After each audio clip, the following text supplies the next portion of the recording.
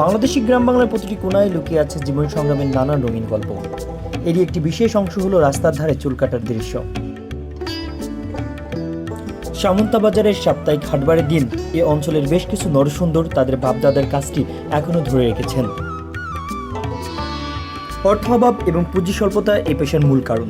এ পেশার নাপিতেরা সাধারণত গ্রামের সাধারণ মানুষ এবং তাদের কাস্টমাররাও স্বল্প টাকায় চুল দাড়ি কাটাতে পারেন, যা নর্মাল দোকান থেকে বেশ সস্তা।